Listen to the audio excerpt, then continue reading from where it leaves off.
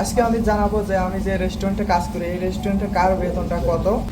সর্বপ্রথম আমি দেখাচ্ছি আয়ত কোয়াকো, এই মোটু, সে হচ্ছে কেন সহকারী বাবরসি, মেন শেফ।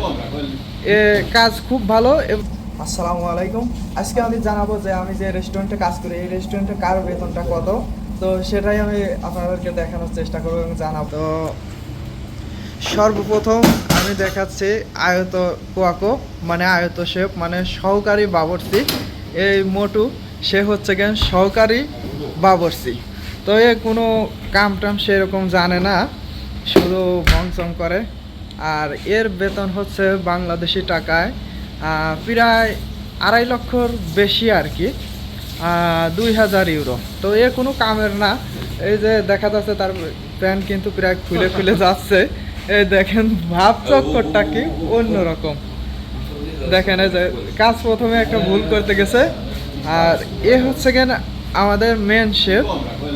এ কাজ খুব ভালো এবং মানুষ খুব ভালো, একদম 100% মানুষ।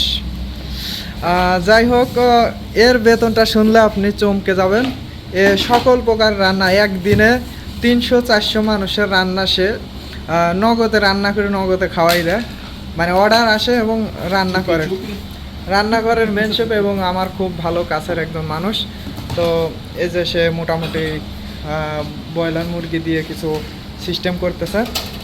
তো যাই হোক, এর বেতনটা যদি জানেন মাথায় হাত উঠে যাবে। এর বেতন হচ্ছে কেন 3,000 ইউরো। তার মানে হচ্ছে কেন বাংলাদেশি টাকায় দাঁড়াবে প্রায় 700-তে যদি হয় আপনার 1 লক্ষ, তাহলে 4-7-8 4 লক্ষর উপরে, প্রায় 4.5 লক্ষ টাকা বাংলাদেশের এর বেতন প্রতি মাসে। তো এ আর কি সব কিছু রান্না টান্না সব কিছু খুব ভালো এবং অনেক ফাস্ট। বাবুর্চিটাও খুব ভালো। এই জায়গা এখানে আর কি 4টা চুলা, টোটালে 4টা চুলা, একটা আর কি গ্রিলিয়া দিয়ে ঢেকে রাখা। তো এই 4টা চুলায় একসাথে রান্না করে সে। এবং এইখানে আর কি পাস্তাগুলো হয়, তো ওইগুলো করে। এই যে চামচ আর যেগুলো আর কি আপনার অক্টোপাস আর কি সেগুলো রাখছে। তো এই হলো জ্ঞান রেস্টুরেন্টের অবস্থা।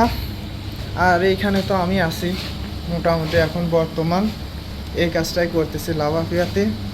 আর এই যে সব কিছু প্লেট এখন আর কি সব কিছু গুছালো নাই, তার মানে কাজ চলতেছে। তো ঠিক আছে, সবাই ভালো থাকবেন। আর একবার দেখে নেন আমাদের জিরো, নাম হচ্ছে কেন জিরো আয়ত কোয়াকো।